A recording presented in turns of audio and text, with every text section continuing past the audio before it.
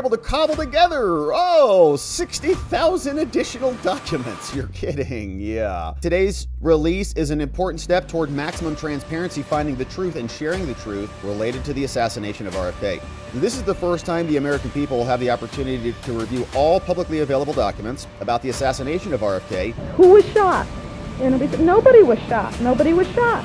And I couldn't believe it. New RFK files dropped via Tulsi Gabbard saying, look, we've been digging around in the gutters of the FBI and the CIA. We were able to cobble together, 60,000 additional documents. You're kidding, yeah. I'm sure that is just the tip of the iceberg. Okay, we're talking about, I would say, estimate volumes of millions of pages of documents. Remember that in the Trump January 6 case, there were allegedly 8 million pages at one point. I think that number got up to about 14 million at one point. And so this was the assassination of a senator that was investigated for years. And so 60,000 pages, or let's say 60,000 documents have now been released, but I'm sure there's a lot. And again, the question, of course, is now, is there anything new, right? Who can know, ultimately, whether there is anything new? I mean, I guess somebody could parse through it with AI now and come to a better conclusion than we ever could have. But there are experts on these cases who've been studying these cases for decades now. And so they might be able to tell you, this is new or not or whatever. But anyways, these were discovered, declassified, and digitized. We're happy to have them coming out, saying today's release is an important step toward maximum transparency, finding the truth and sharing the truth. And what's cool about this is they released some actual MP3 files so we can listen to some of these audio recordings that they dropped. But here is what Tulsi said officially, dropped this one May 7th, saying,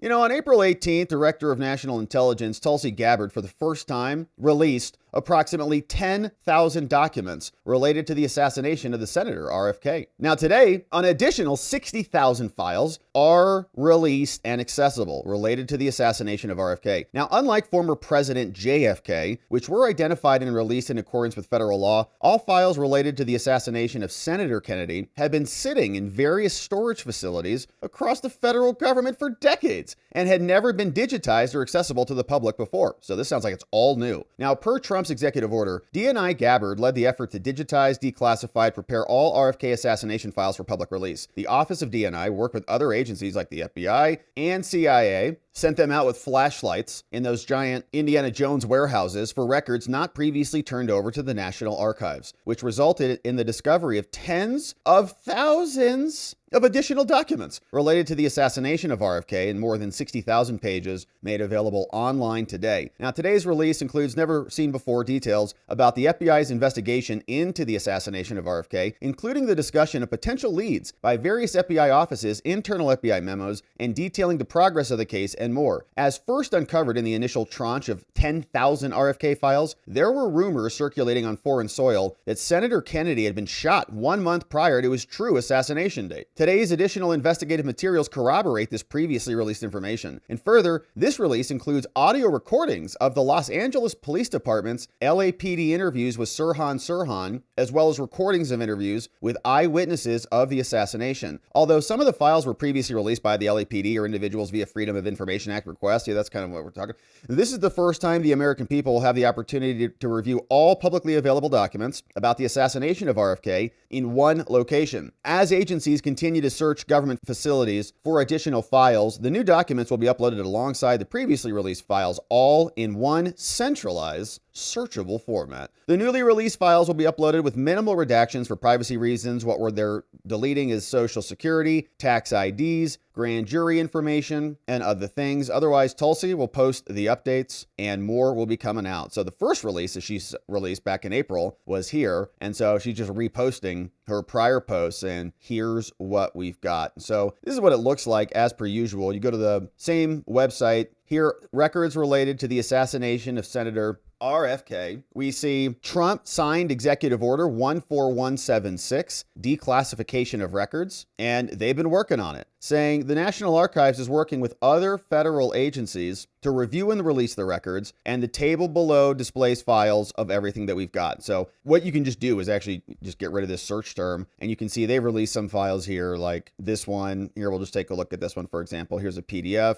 Okay, FBI electronic communication, 2012 record, saying on October 9th, FBI was advised of a request to re-examine the assassination. It's like new. The basis of this request was a claim by a forensic scientist called Philip in his examination of an audio recording that said that there were 13 shots, not 8, that were fired during his assassination. If true, this would necessitate a second gunman, as convicted assassin Sirhan used an 8-shot 22 caliber Ivor Johnson revolver and was unable to reload during the incident. So where'd those extra bullets come from? The tape reviewed by Van Prague was a tape made by Stuss, a reporter for the Harper. Van Prague obtained a copy of the tape via the archives, used scientific procedures for analysis, claims this method has undergone peer review and it's valid, saying there were additional bullets there. FBI case file was opened. Unknown at this time if the tape reviewed was the filtered copy that was provided to the LAPD by the FBI. Oh, yeah. Was it a filtered copy or was it a copy of a copy? A lead was set and the tapes from evidentiary items were also sent to the FBI to determine if they could substantiate the claims. Case file was closed but maintained for historical purposes. We maintain chain of custody, and in addition, due to the absence of serials and subfiles from LA, no serials or subfiles were migrated into Sentinel. And so we had to review some of those various numbers. So here is just a short snippet of some of the audio recordings, some of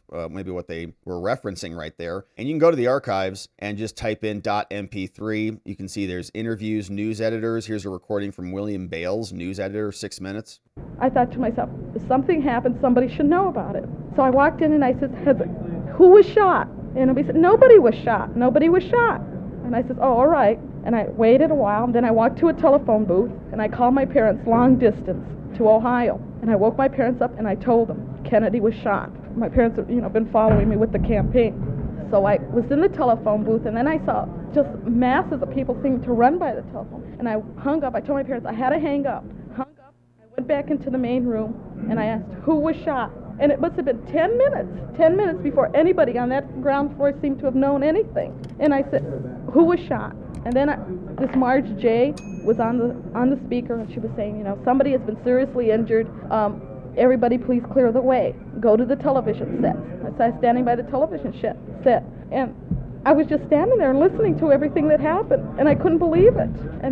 So I wanted to make sure, so I asked, who was shot? Was it him? They said, yes, it was.